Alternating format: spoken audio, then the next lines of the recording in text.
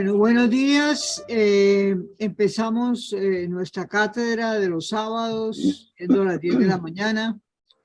Bienvenidas a todas a esta sesión nueva de nuestra cátedra de Espiritualidad y Teología María de Magdala. Hoy tenemos la suerte de contar con Mercedes Navarro. Ya participó con nosotras en otra cátedra hace 2 o 3 semestres, no recuerdo, sobre María en los Evangelios. Mercedes no necesita mucha presentación en este público, pero bueno, decir algunas cositas. Ella estudió y es graduada en teología, psicología y ciencias bíblicas. Es una hermeneuta y exegista muy reconocida, una de las autoras muy significativas en la editorial Verbo Divino. Tiene muchos libros y estudios publicados y artículos, y en el 2017 publicó en la editorial Verbo Divino un libro que se llama Jesús y su sombra: el mal, las sombras, lo desconocido y amenazante en el Evangelio de Marcos. Entonces, ante la inquietud de algunas de nosotras por abordar el tema de las limitaciones o sombras de Jesús, le pedimos a Mercedes que nos iluminara esta mañana y nos va a acompañar exponiéndonos el tema de Jesús y su sombra. Mercedes también es la coordinadora y directora para el habla hispana de la traducción y la configuración de la Biblia estudiada por mujeres, que está publicando Verbo Divino en España. Bienvenida, Mercedes, de nuevo mil gracias. Sé que has hecho un esfuerzo porque tenías algunas dificultades de salud, has hecho un esfuerzo para estar con nosotros, te agradecemos mucho, te damos la bienvenida y tienes la palabra. Como la otra vez, no sé si te acuerdas, pues la idea es que tengas una exposición de más o menos 50 minutos, 1 hora, y luego abrimos un espacio para diálogo a partir de las inquietudes que tenga la gente o las propuestas. Bienvenida, Mercedes. Muy bien, muchísimas gracias y buenos días a todas vosotras y buenas tardes a las que están en este otro lado del Atlántico. Agradezco volver a estar aquí después de, sí, parece que 2 años más o menos. Y nada, aunque tendré a lo mejor algún problema de voz, me decís por favor si se oye bien, si no se oye bien, ¿no? Y sí, se oye. Bien, pues entonces sin problema. Y comienzo, o sea, el título es La sombra de Jesús y lo voy a intentar plantear porque, claro, decir todo lo del libro es bastante complicado. Es hacer un resumen, pero también seleccionar. Y nada, pues comenzaré hablando un poquito del concepto de sombra. Después abordaré lo que es la sombra de Jesús a través de uno de los episodios de Marcos, no de todos. Luego hablaré de la sombra que tiene que ver con la relación con los discípulos, sobre todo con los 12, y luego lo mismo con las mujeres, la relación que hay ahí entre luz y sombra en relación con Jesús, en relación con las mujeres. Y bueno, pues terminaré con un pequeño párrafo final y ya está. Bien. La dualidad luz-sombra forma parte de nuestra experiencia del mundo y de la realidad externa e interna. Luz y sombra forman una unidad. La una no se concibe sin la otra en ninguno de nuestros mundos. A veces se percibe muy definida cuando los contrastes son grandes, pero en otras ocasiones luz y sombra se entreveran y cuesta más perfilar hasta dónde llega cada cual, ¿no? Aplicada a la realidad humana, es un buen instrumento de autoconocimiento, de conocimiento de los demás y de conocimiento del medio. Pues bien, si luz y sombra son parte de la vida, de la humanidad, de la cultura y la historia, también son parte de Jesús de Nazaret, del Jesús de Nazaret histórico, del que se subraya su verdadera humanidad, y del Jesús narrativo, el contado en los evangelios.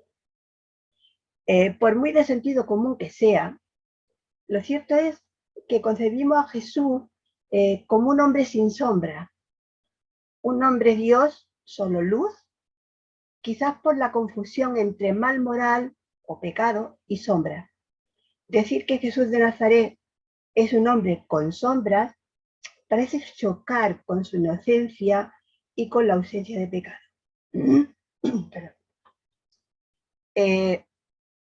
Para evitar este malentendido, quería indicar qué idea de sombra voy a manejar.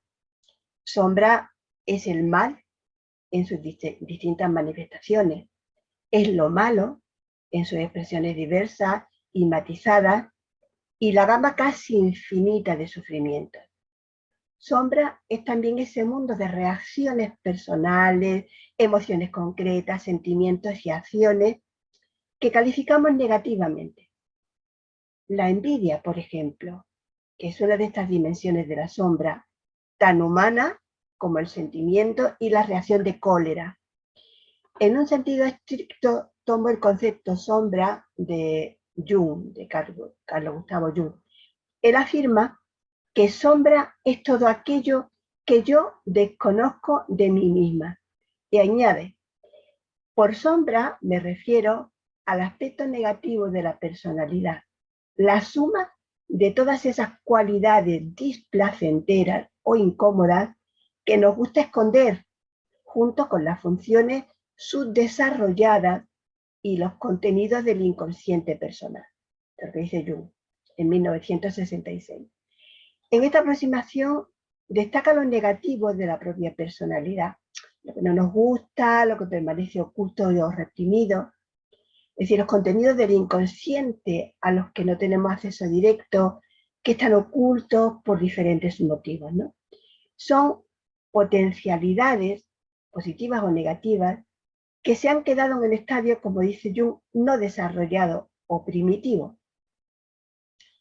La sombra psíquica no es perceptible directamente, pues dado que es una parte autónoma del inconsciente y dinámicamente activa, pues tiende a proyectarse y gracias a la proyección podemos establecer un primer contacto con la propia sombra y en el caso de los demás, intuir, ¿no?, cuáles son los contenidos de esa sombra. Voy a utilizar este mecanismo al analizar la sombra del Jesús narrativo de Marcos. Según Jung, lo inconsciente de una, se proyecta en el otro o la otra, es decir, lo que una pasa por alto en sí misma se lo reprocha al otro o a la otra. Este principio es de tan sospechosa universalidad, dice él, que cada vez que tenemos que manifestar un enojo sobre alguien, haríamos bien en sentarnos antes y considerar detenidamente lo que significa para nosotros mismos lo que achacamos a la otra persona. Pero en un escrito posterior aclara, uno no hace la proyección, la encuentra hecha, para indicar que no se trata de un mecanismo consciente y voluntario, sino que es obra del mismo inconsciente. Acceder a la sombra a través de sus proyecciones requiere un trabajo del yo consciente, introspectivo, y lo que denominamos recogida de proyecciones, que consiste en reconocer que eso que nos molesta, nos indigna, lo que juzgamos en otros negativamente, forma parte de una, aunque no se identifique del todo. Jung lo trata también a lo largo de su obra y dice, esa es la primera prueba de coraje en el camino interior. Una prueba que basta para asustar a la mayoría, pues el encuentro consigo mismo es una de las cosas más desagradables y el hombre lo evita en tanto puede proyectar todo lo negativo sobre su mundo circundante. Pues bien, una vez delimitada mi comprensión de la sombra, pues como digo, voy a presentar algunos aspectos de la sombra psicológica, es decir, una hermenéutica psicológica, por supuesto, ¿no?, de Jesús en relación consigo mismo, con sus discípulos, con las mujeres y también con sus enemigos. Eso no lo había dicho antes. Jesús en el encuentro con su propia sombra. Como queda insinuado, Jung considera que uno de los momentos claves del camino del autoconocimiento y del proceso de maduración del ser humano es el encuentro con la sombra. A veces se da de golpe ante un acontecimiento concreto y a veces se va produciendo a lo largo de un proceso. El Jesús narrativo de Marcos tiene las dos modalidades de encuentro con la sombra. Comienzo eligiendo la escena del bautismo y de la tentación, a partir de las cuales Jesús va a comenzar lo que llamamos su vida pública. El narrador presenta a Jesús por primera vez en un contexto plagado de sombras diversas. Los márgenes, donde predica Juan, la fila de pecadores a la que se suma él, el desierto al que se retira, al que le empujan, ¿verdad? Pese a parecer un escenario sin sombra, que es el ambiente ideal para la proyección de las propias sombras. Cuando va a bautizarse y convertirse, el lector parte del supuesto de que Jesús es el único sin pecado de la fila. Pero no hay señales en el texto que avalen este supuesto. En 1.4, es verdad, el narrador habla del rito del bautismo para el perdón de los pecados. El narrador no sería honesto si presentara a un Jesús inocente. ¿Por qué? Porque condicionaría su experiencia de tentación en el desierto, limitando su humanidad completa. Lo que sucede después del rito de conversión solo tiene sentido si Jesús va a ser bautizado porque cree necesitarlo. Entonces Jesús es mostrado como alguien que busca un camino, y un camino de cambio, una metanoia. Por lo tanto, asumimos que Jesús se considera tan necesitado del perdón de los pecados como el resto de la gente que va a ser bautizada. Un rasgo de la sombra de Jesús en este momento es la conciencia de que tiene sombra, es decir, la necesidad de recibir un bautismo de conversión. Y no sabe mucho de esa sombra. Esto da gran profundidad a la escena del bautismo y a lo que va a ser su experiencia cumbre. En el marco del rito se produce la experiencia del cambio. El bautismo consistía en la inmersión total del cuerpo, incluida la cabeza, y la posterior inmersión del agua. En el primer movimiento, bajo el agua, la respiración se detiene y simboliza la muerte. La respiración se recupera al salir del agua, simbolizando corporal y físicamente el renacimiento propio del perdón divino, la posibilidad de la metanoia, del cambio de orientación en la vida. Es un rito simbólicamente muy potente. En el plano psicológico, sumergirse en el agua equivale a sumergirse en la profundidad de sí, equivale a morir a la parte de sombra para renacer liberado de ella. Muerte y renacimiento. Vuelta al principio, recreación, segundo nacimiento. La presencia del agua, la mención del desierto y del Jordán, como luego la mención del espíritu como paloma, evocan escenas e historias de renacimiento, de resurgimiento, de recreación en la historia de Israel. Estas evocaciones no son solo bíblicas, sino que exceden la historia y la tradición del pueblo y remiten a ciertos arquetipos de carácter universal. En el momento del Renacimiento, el narrador cuenta la experiencia de Jesús usando elementos de su cultura y de su tradición. Ve el cielo abierto y al Espíritu descender sobre él en forma de paloma. Surge o hay una voz del cielo: tú eres mi Hijo, el amado, en ti me complazco. El Evangelio de Marcos no especifica de qué tipo de espíritu se trata. Da pistas, pero no indica, como hacen en cambio otros evangelios, que se trata de un Espíritu Santo o del Espíritu Divino. Es decir, no quiere calificarlo de antemano, sino dejar que el relato aclare el tipo de espíritu que es. La experiencia narrada por Marcos es condensada para el lector, que queda emplazado a comprobar su significado en la lectura de todo el Evangelio. y es también condensada para el personaje, porque su sentido necesita un esfuerzo de asimilación y de interpretación que nadie puede hacer, salvo el mismo Jesús. Entonces, Marcos deja la intimidad del proceso en la oscuridad. El episodio de la experiencia cumbre, por tanto, consta de 3 momentos: la teofanía en el Jordán, el tiempo en el desierto y el regreso con la proclama del proyecto divino. De la teofanía me interesa la percepción de filiación, esa experiencia íntima en la que Jesús nace de Dios, de una palabra que le confirma como hijo y que muestra un amor incondicional, hijo amado. Todo es invisible e indemostrable, solo se nota en los efectos.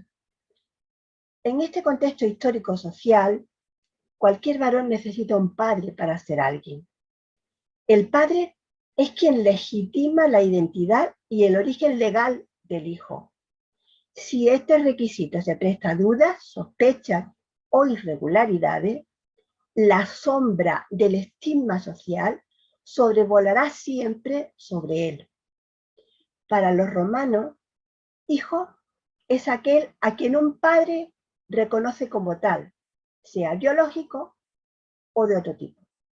Lo importante es la palabra de reconocimiento público, pues las relaciones paterno-filiales son asuntos sociales e incluso políticos. No olvidemos que la historia de Israel se basa, además, en la genealogía patriarcal, es decir, no solamente es Roma, sino también es Israel, ¿no? Y que estas genealogías no son siempre biológicas, sino que se construyen, se recrean, se falsean por diversos motivos. En la historia de Israel, las genealogías están impregnadas de un gran valor teológico. Y Jesús es un judío dentro de este marco de significado, además en un contexto de invasión romana, ¿no? Como varón, lo quiera o no, entra en las estructuras genealógicas de su historia y de su tradición. Según Marcos, Jesús tiene una irregularidad filial biológica. No se le reconoce un padre. Eso se sabe en el capítulo 6, cuando va a Nazaret, etc. Es un personaje biográficamente oscuro, de procedencia dudosa. En esta percepción, la madre tiene un rol social secundario.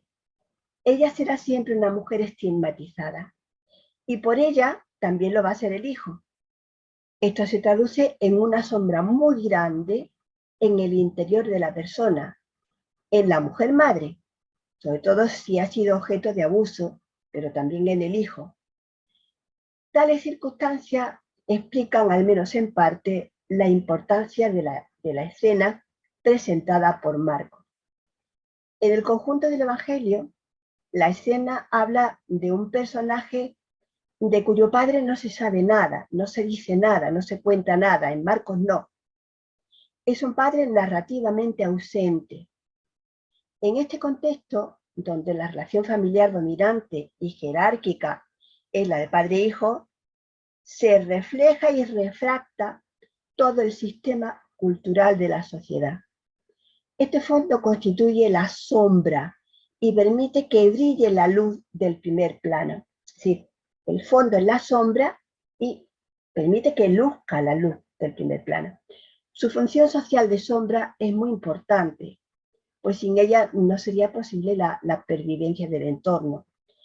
La ausencia del padre no puede suplirla a la madre, ni tampoco ningún otro pariente. En la configuración psicológica del hijo varón, la ausencia paterna deja una huella importante, indeleble.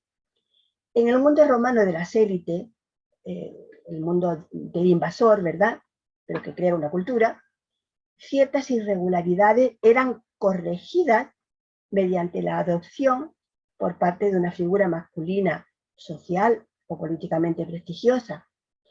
El efecto sobre el varón adoptado era similar o idéntico en términos psicológicos y sociales al del padre natural o biológico. La sombra quedaba oculta o prácticamente borrada de la persona. En estas operaciones, la experiencia psicológica está fuertemente condicionada por la social y cultural. Un hombre no está completo sin otro hombre que le haya dicho en algún momento: tú eres mi hijo, te reconozco como hijo mío. Lo biológico, por tanto, queda supeditado a los otros niveles. Se puede afirmar lo mismo si en lugar de hablar de un varón, lo hiciéramos de una mujer.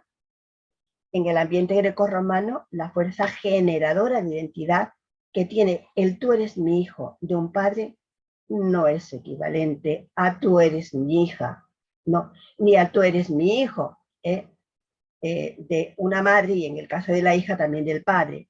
Cuando el padre le dice tú eres mi hija, no tiene el mismo valor que si le dice a su hijo tú eres mi hijo. En esta fórmula, tú eres mi hijo, encontramos ecos bíblicos concretos como el Salmo 2.7, tú eres mi hijo, yo te he engendrado hoy. Isaías 42.1, tú eres mi hijo, el amado, en ti me complazco. Que puede entenderse en la perspectiva individual, como dicho, a un personaje concreto, pero también en la social, referida al pueblo, considerado hijo primogénito de Yahvé. Aquí lo verdaderamente importante es la fórmula divina, la voz que sale del cielo y proclama y reconoce a Jesús como hijo y la forma en que lo hace. Esta formulación da plausibilidad a la ausencia biográfica de padre en el personaje y permite suponer la necesidad de regular mediante una experiencia correctiva la irregularidad de Jesús. Con esta experiencia correctora, Jesús obtiene una respuesta más que satisfactoria a la pregunta sobre sí mismo y sobre su identidad propia de los renacimientos simbólicos. También obtiene un reconocimiento que él mismo hará público y le servirá de ancla para su autoridad. Jesús ya puede decir que es hijo y que como tal está confirmado por su Padre, y acepta y pone en juego su herencia, su legado, su autoridad y su proyecto. Las expectativas de las relaciones padre-hijo incluían la imitación del padre por parte del hijo. En ninguna sociedad estas expectativas eran cumplidas a la letra, pero precisamente por ello el control era muy grande, ¿no? Control social. Jesús, como hijo varón, ha sido supuestamente, ¿verdad?, educado en este contexto y según estas expectativas. Es plausible que en estas circunstancias la relación entre hijo y madre fuera más intensa y por ello también más ambivalente. A esta luz, la escena de la visita de su familia para llevárselo por estar acusado de locura, de Marcos 3, 31, 35, adquiere un sentido más profundo, de más plano a los que prestar atención. También en esta relación se produce y se replantea una sombra en el personaje marcano de Jesús. En la escena de la experiencia del bautismo, el lector espera la reacción de Jesús. Espera también la reacción del público. Si el público no reacciona, el lector deduce que la experiencia ha sido solo de y para Jesús. Y claro, para el narrador y también para el lector. Al ser una experiencia íntima, el lector contemporáneo al Evangelio ratifica la condición profética y especial de Jesús, porque esto responde al esquema bíblico de vocación y de elección que tiene lugar en la intimidad entre el personaje y Dios. Pero, ¿por qué no hay una respuesta o una reacción por parte del mismo personaje? Sí la hay. Lo que ocurre es que el narrador dramatiza esa respuesta. En lugar de poner palabras en la boca de Jesús, narra que el espíritu, el mismo, puesto que no se especifica qué tipo de espíritu es, lo empuja al desierto y dice, sin mostrarlo, que en el desierto fue tentado durante 40 días por Satanás, que allí estaba en compañía de las fieras y que los ángeles le servían. Dice Jung que no es mirando la luz como se vuelve uno luminoso, sino hundiéndose en su oscuridad. Esto es lo que parece suceder en el caso de Jesús de Marcos. Jesús ha llevado consigo la sombra de la ausencia del Padre. Las implicaciones de esa ausencia dejan huella en su persona y se manifiestan en sus comportamientos y relaciones. De ella solo podemos decir lo que se infiere de su presentación narrativa. La escena del bautismo, tomando como válida la secuencia cronológica del Evangelio, desborda de luz, tanto que en un sujeto honesto intensifica la sombra. La reacción de Jesús, que se siente empujado al desierto por el Espíritu, es una información comprimida de la profundidad de la experiencia. Si es tan gratificante y luminosa y clara como es descrita, como se explica, que sea empujado, es decir, se sienta fuertemente impulsado. En realidad, el texto griego dice expulsado, con ekbalen, al espacio simbólico del desierto durante un tiempo tan evocador como el número 40 y que mencione la presencia de seres antagónicos como las fieras y los ángeles. Desde la perspectiva de este análisis, nuestro análisis, ¿no?, la escena mencionada y no descrita por Marcos muestra a Jesús ante una experiencia profunda de encuentro y confrontación con su sombra. En dicho encuentro, sin salirnos del relato, caben numerosas y diversas preguntas del personaje y del lector o lectora. ¿Es verdadera su experiencia, la del bautismo? ¿Es ilusoria? ¿Cómo saberlo? ¿Es respuesta a sus problemas, dificultades e inquietudes acerca de sí mismo, a cómo ha sido definido y cómo pretende renacer? ¿Y qué es renacer? ¿A qué y a quién? ¿Para qué? Si la voz era realmente la voz divina, ¿qué quiere de él? ¿Qué significa ser un hijo de Dios? ¿De qué Dios se trata? ¿O qué representación tiene, según los elementos que connoten su imagen a partir de su rica y diversa tradición? Podemos encontrar respuestas narrativas a estas preguntas, o ellas nos remiten al plano extranarrativo, al histórico. Según el relato, Jesús no toma la iniciativa de ir al desierto. Es decir, que no ha sido una decisión de su yo. Pues, repito, el texto habla de que el Espíritu le expulsa, ekbalei, al desierto. El lector percibe otro ángulo de ese mismo Espíritu. La evocación de mansedumbre que evocaba el descenso a Jesús, forma de paloma, ¿verdad?, ahora cambia. En este momento evoca una fuerza que le empuja y le expulsa más allá de la gestión de su yo. El lector evoca aquellos rasgos del espíritu divino que muestran fuerza incluso opuesta a las decisiones de personajes concretos y a veces de todo el pueblo, como ocurría con algunos profetas y con el momento en el que, por ejemplo, el pueblo duda y teme ante la entrada en el mar, ¿no?, en el Éxodo, y Yahvé hace soplar unas ruas tan fuertes, un espíritu tan fuerte, que divide las aguas creando un espacio liminal por el que el pueblo pueda atravesar y renacer a la libertad. Los juegos simbólicos de la escena del paso del mar siguen de cerca a las relaciones entre noche y alba, luz y tiniebla, luz y sombra. El desierto, no solo el mar, tiene muchas y ricas evocaciones. Entre otras, es el lugar de prueba. Es un escenario interior y exterior en donde nada distrae del encuentro consigo y con Dios. Es un lugar de peligro y de enfrentamiento con los demonios y fantasmas de dentro y de fuera. Las fieras son proyección del peligro y de la amenaza, de la posible destrucción, del ataque. Son seres de la tierra, pero criaturas que no siguen las mismas reglas de los humanos para bien y para mal. Los ángeles son seres celestes que prestan servicio a los humanos mediando entre Dios y ellos. El texto dice que los ángeles les servían. Tampoco se rigen por los criterios humanos. Son seres de dos mundos, el mundo natural y el mundo supranatural, en medio de los cuales se encuentra el ser humano Jesús, quien compartía las creencias de sus contemporáneos, creyendo en ambos mundos.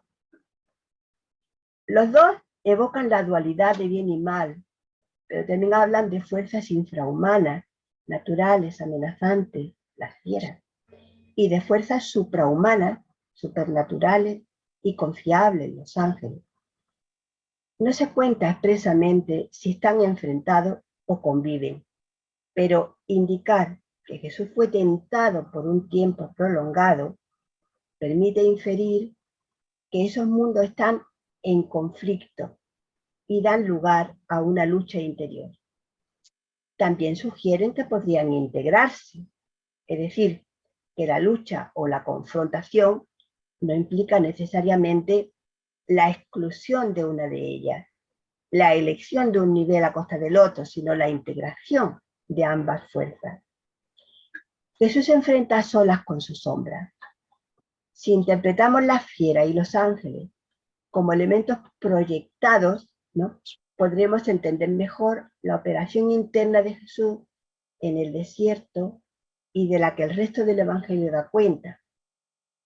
Jesús se enfrenta con su parte de mal, con lo negativo, con lo oscuro, con lo amenazante y destructivo, con la dimensión sombría del espíritu.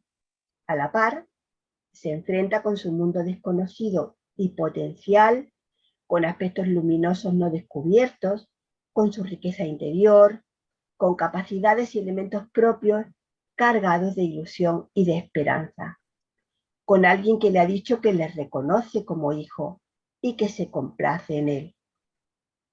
Una representación masculina de lo paterno.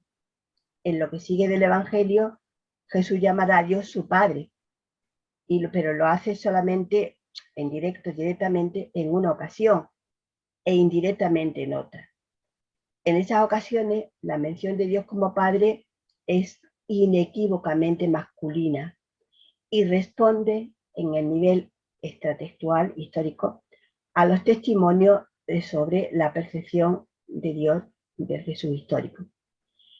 Marcos es sumamente parco en este sentido, y en el contexto del bautismo, en relación con la figura divina, no menciona ningún rasgo masculino explícito, aunque el entorno y el escenario de lectura parecen entender que es una divinidad representada como varón.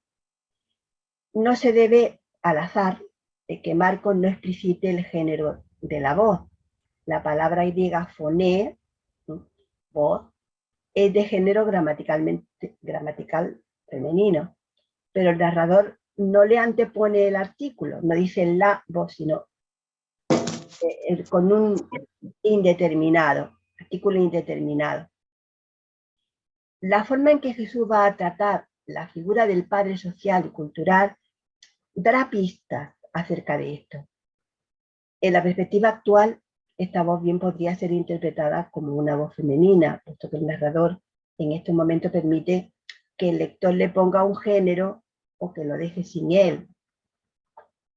No parece casualidad que en 3:35, cuando Jesús cuestiona explícitamente su familia, el término meter, madre, aparezca también sin artículo. Marcos propone en su evangelio un vacío del padre biológico, social y cultural, incluyendo sus connotaciones religiosas. Esto me lo habéis oído muchas veces, ¿no? Este vacío del padre irá orientado a la transformación de lo mejor de la sombra de Jesús. Para Marcos, según se puede deducir de su evangelio, Dios no es un sustituto del Padre, no ocupa el vacío que ha creado el mismo Jesús en 3:31-35. Está en otro nivel. En general, el enfrentamiento con su sombra más oscura, a la que el narrador nombra como Satanás, no se da por terminada en esta escena del desierto.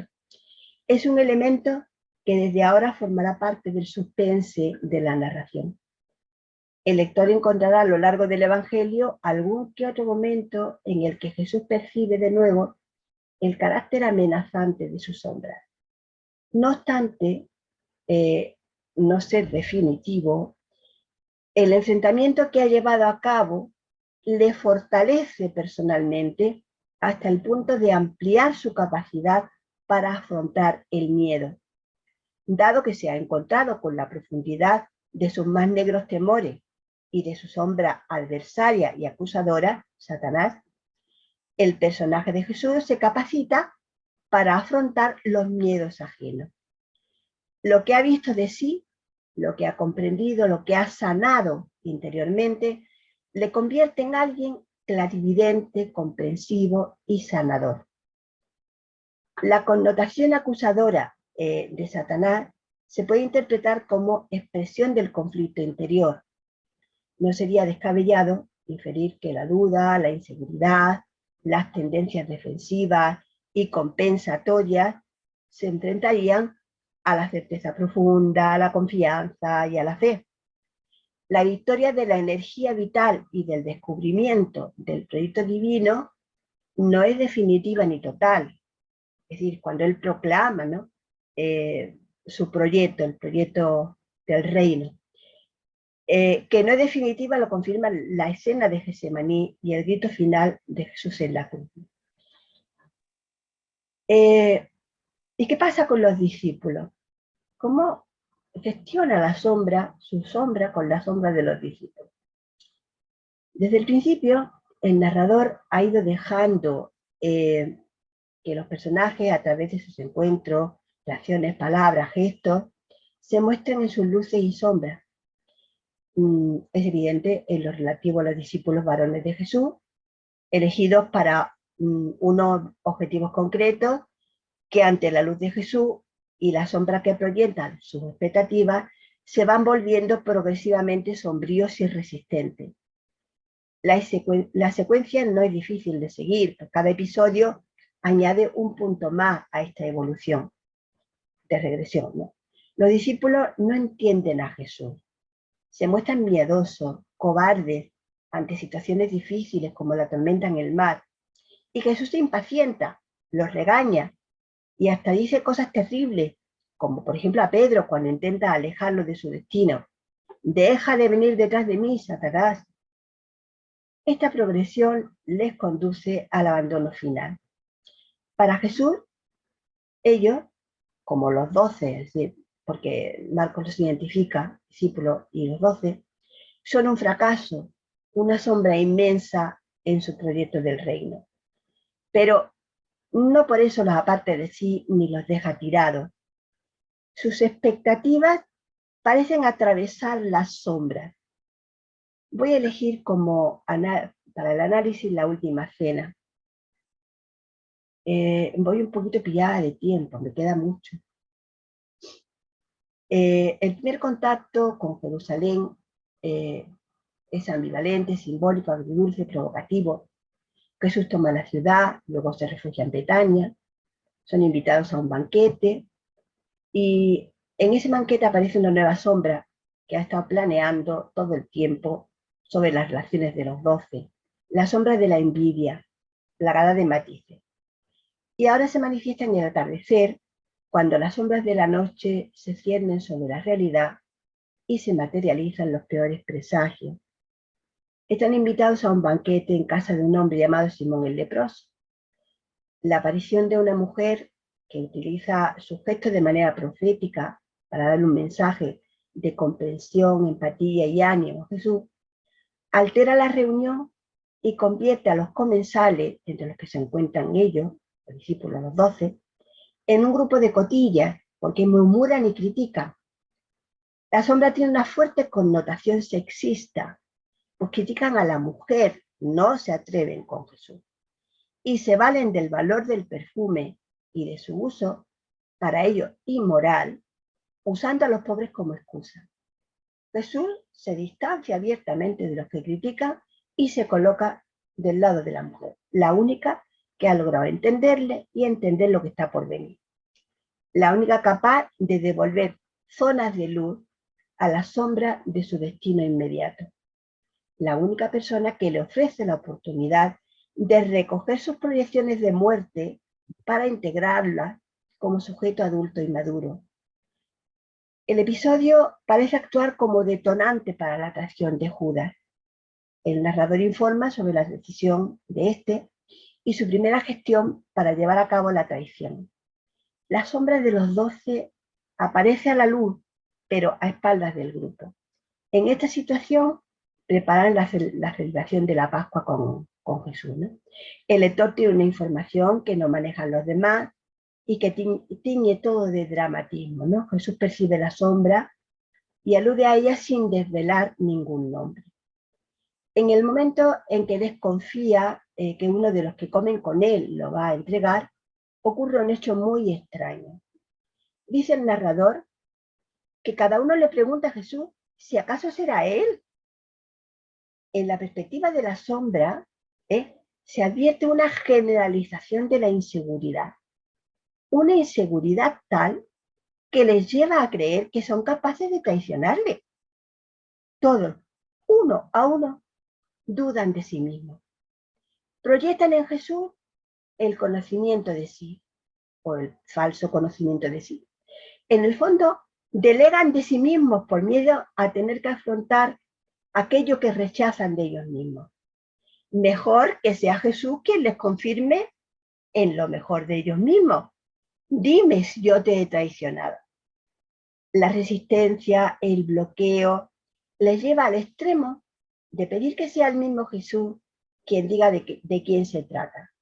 Buscan la seguridad de ser leales, pero no en sí mismos, sino en el supuesto destinatario de su lealtad.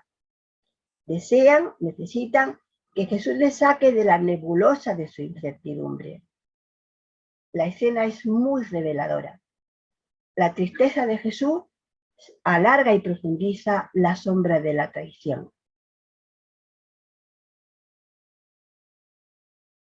Ya fuera de la cena, en el Monte de los Olivos, Pedro ilumina momentáneamente la sombra y asegura a Jesús que él no le abandonará, que es como decir, yo no soy el traidor. Pero ahora Jesús se refiere a otra acción, que no tiene un solo culpable, sino que afecta al grupo entero. En él destacan ya dos miembros, a través de los cuales parecen expresarse las sombras de todo el grupo. En un extremo está Judas, que llevará a cabo la traición, y en el otro extremo está Pedro, que expresa su buena intención y su deseo de acompañarle, envalentonándose ante los demás que le corean. El grupo entero se cree capaz de traicionar a Jesús y a la par siente una lealtad y un tipo de vinculación que le conduce como a Pedro a jactarse. Un extremo y otro parecen dos caras de la misma moneda, la de la cobardía, de la que ya les acusó Jesús en la tormenta en el mar. Esa sombra que esconde un profundo miedo acelera la tragedia. Ya en el huerto se aleja a orar, se lleva a los 3 discípulos, en su oración se angustia, vuelve a buscarlo, los encuentra dormidos, se dirige a Pedro, a quien se los reprocha, aunque sumido en la tristeza, no has podido velar ni una hora, y así hasta 3 veces. El sueño parece simbolizar la resistencia ante el giro que están tomando las cosas y la negación de la realidad, la desconexión, la incapacidad para plantar cara a lo que ocurre. El sueño es el máximo exponente de la negación de la sombra, el mecanismo defensivo ante lo insoportable. El narrador da al lector una explicación del sueño, que tenía los ojos pesados, ¿no? Y cuando Jesús les pregunta retóricamente si todavía siguen durmiendo y descansando, el narrador añade de que ellos no sabían qué responderle. Los 12 son un fracaso. El lector va percibiendo paso a paso su caída, pero queda Jesús y su intento de no abandonar su proyecto simbólico hasta el final. Son ellos los que se dejan atrapar por la fuerza de la sombra que proyecta su miedo, su inseguridad, sus sentimientos ambivalentes en el nivel individual y en el de grupo. Cada intento de Jesús refuerza la resistencia. Jesús y la sombra de las mujeres. En el capítulo 5, 21-43, encontramos la historia de la hemorroísa y la puber, tomada por muerta. La mujer adulta, pues ya conocemos la historia, tiene iniciativa, en cambio la puber es dependiente. En la perspectiva narrativa de conjunto, la primera es activa, la segunda es pasiva, y es fácil percibir los claroscuros del mundo de las mujeres en aquella sociedad. La mujer con flujos es presentada en la sombra, pero sale de ella y atraviesa umbrales marginales para aproximarse a Jesús. Su decisión incluye la discreción. La sombra de sí misma, como mujer que entra en un ámbito no debido, la acompaña. Es una sombra interior que lucha con su parte más luminosa. La información del narrador da cuenta de sus luces y de sus sombras individuales y sociales. Para la gente no son evidentes, para el lector sí. Lleva 12 años con metrorragia, por tanto es marginal. Podría ser divorciada, pues no podría tener hijos, su marido la habría repudiado. Tiene medios, pero los ha perdido buscando su curación. Su cuerpo le habla en su condición de hembra y ella ha buscado soluciones donde de hecho no las había. Así la pérdida ha aumentado hasta el límite y en el límite busca a Jesús con la intención de obtener en la sombra su poder para curarse. No tiene necesidad de hacerlo público. En la oscuridad entre la gente desapercibida. Según la información del narrador, esta mujer vive un fuerte conflicto respecto a las expectativas culturales sobre las mujeres interiorizadas por ellas mismas. Parece tener problemas con su infertilidad, ¿no? Tiene medios económicos, pero no tiene hijos. El cuerpo parece indicar rechazo a lo que socialmente debería ser y debería hacer. Podemos entender al personaje como paradigma de un tipo de mujeres, como ejemplo concreto y síntoma de una sombra muy extensa de su propia sociedad. Su situación permite inferir conflictos y dudas sobre su identidad. Si no soy madre, ¿quién soy? ¿Qué soy para los demás? Sería por ello el síntoma de la posición social de las mujeres en su entorno, subrayado o enfatizado por el hecho de que no es una mujer pobre o de la población media. Ella es parte de la sombra de la mitad de la humanidad que permite y mantiene que los varones sean percibidos desde el punto de vista del género como la luz de lo humano, como lo humano visible y paradigmático. Así, los varones proyectan en las mujeres sus propias sombras bajo el amparo de la sociedad que lejos de reprobarlas las fomenta. Y las mujeres a su vez asumen esa sombra y juegan su baza en ella y desde ella. En este sentido puede entenderse también el acercamiento de la hemorroísa a Jesús. Lo hace a escondidas, quizás por discreción, vergüenza, costumbre sociocultural, no se sabe. Lo cierto es que desde la sombra pretende obtener clandestinamente la curación. Esta forma de actuar ejemplifica la manera femenina, estereotípica, ¿verdad?, de conseguir lo que se quiere, que es propia de los grupos a los que la sociedad deja en la sombra. La mayoría de hombres enfermos y necesitados que acuden a Jesús en Marcos utilizan medios más directos y menos discretos. La mujer toca el manto de Jesús, usa el tacto para establecer contacto, en la creencia de que los sanadores desprenden una energía beneficiosa que impregna sus cuerpos, la ropa y los objetos. Jesús, por su parte, percibe algo poco claro, que alguien le ha tocado y su cuerpo inconscientemente ha reaccionado. Mientras que la mujer no tiene intención de salir a la luz, sino que teme ser descubierta, Jesús busca la claridad, la visibilidad de lo sucedido. El narrador no necesita dar cuenta de las palabras de la mujer cuando cuenta delante ya de todo el mundo la verdad, ¿no? Porque el lector ya la conoce. da cuenta solo de las palabras finales de Jesús sobre la fe de ella. Si nos fijamos desde la perspectiva de los juegos de luz y sombra y la forma en que cada personaje afronta sus propias sombras, descubrimos el efecto luminoso de y sobre ambos. Jesús no quiere ocultar su poder, ni siquiera cuando le es arrebatado clandestinamente. Los contactos corporales no verbales son convertidos en relación y comunicación verbal. La mujer que tiene un poder, en cambio, los oculta, ¿verdad? Con ello, el lector antiguo recupera la sabiduría ancestral que se esconde en este cambio de nivel. El lector contemporáneo, por su parte, observa la antigüedad de un método que la moderna psicología y otras ciencias afines a la medicina utilizan hoy con resultados exitosos. La mujer, por su parte, beneficiaria de este contacto sanador, consciente de su curación, expone verbalmente ya su experiencia y los efectos de su osadía escondida pese a su miedo. La exposición verbal saca a la luz su experiencia y la sombra de su miedo, y ella misma queda iluminada por efecto de su fe. Afrontando su miedo, recoge las proyecciones del mismo y descubre la fuerza de su fe. Descubre, no es que la consiga, no es que ya la tenía. Afrontando su miedo, recoge las proyecciones de ese mismo miedo y hace posible no solamente la luz para ella, sino la luz también para Jesús, es decir, que mutuamente son iluminados, porque Jesús no ha querido dejar de escuchar a su cuerpo, ni ha permitido que actúe solo en la sombra. No permite que la sombra se proyecte, no teme reconocer la parte de luz que no le es propia, porque pertenece a la mujer, la luz de la fe de ella. Y porque admite su sombra y reconoce su fuerza, no teme reconocer y valorar a la mujer.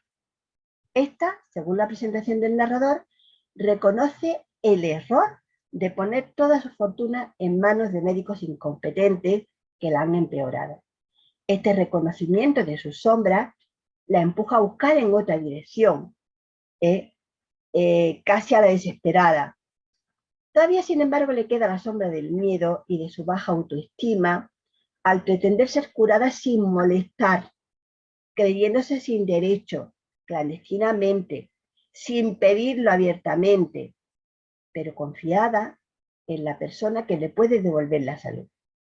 Su arrojo, por encima de sus temores y recelos, es recompensado doblemente. Primero, en su cuerpo, al obtener lo que desea, y segundo, y no menos importante, en la visibilidad pública de su valía de persona con una fe poderosa. Y con esta visibilidad accede al derecho de ser hija de Israel. Y con ella acceden todas las mujeres, sea cual sea su situación. El poder propio, mantenido en la sombra y como sombra, es visibilizado y manifiesto como luz propia. En este sentido, la relación entre los dos personajes ha realizado una función de cierta simetría. Perdón. Es decir, ella ha recogido sus propias sombras, pero el proceso se completa cuando Jesús, aprovechando eso, amplía el ámbito a todo el sistema, es decir, a Israel, liberándola de su función socialmente obligatoria, que tenga que ser madre a la fuerza, ¿verdad? Desvía la atención de lo biológico, maternidad, filiación, a lo simbólico, la fe, el pueblo. En la misma línea se encuentra el episodio del jefe de la sinagoga, que me lo voy a saltar, porque estoy rozando bastante ya el tiempo.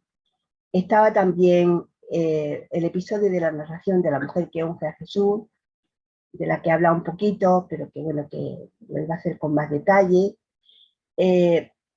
y de las mujeres en la tumba vacía, en los claroscuros de la Pascua.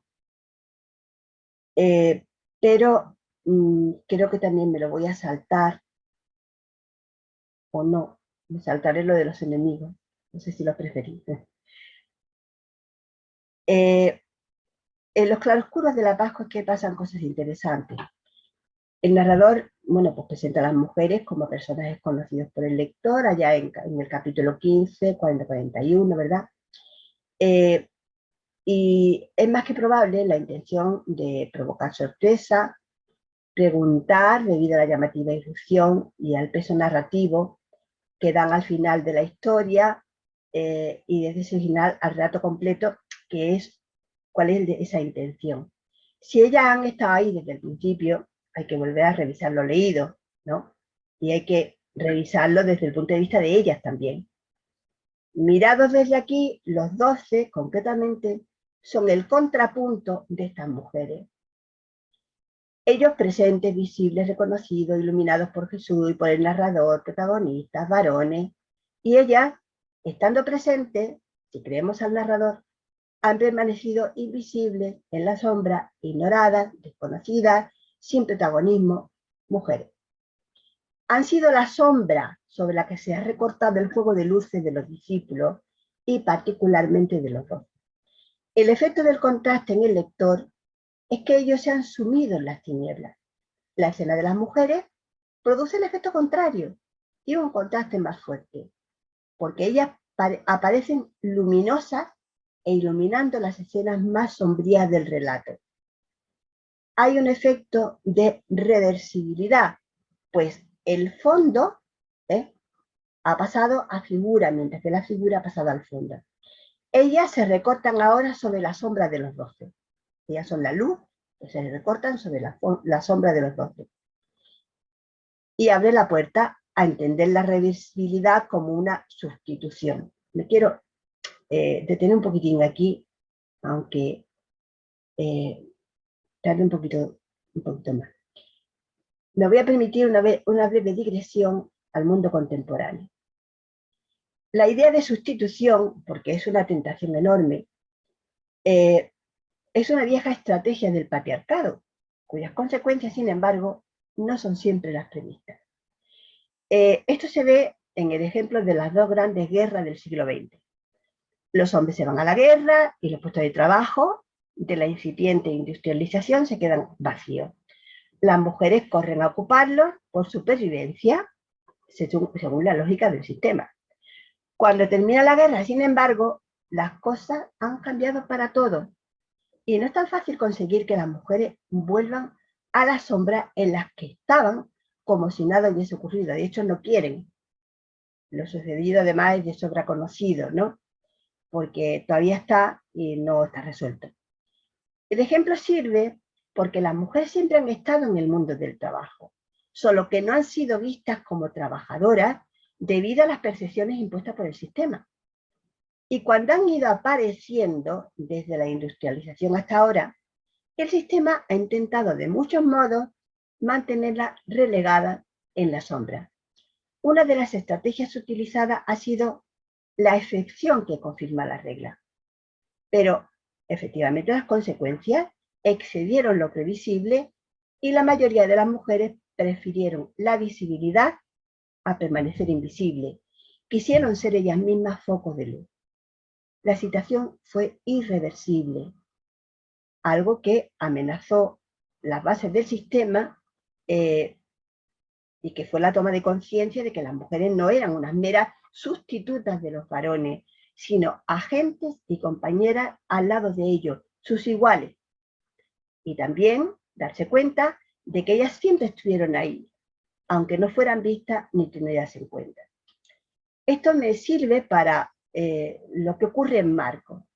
Cuando dice en 15:41 que las mujeres siempre estuvieron ahí en la narración, es decir, aunque no se vieran, y luego aparecen y da la impresión de que como no están los 12, entonces aparecen ellas como sustitutas. No, perdona, es que ha cambiado todo.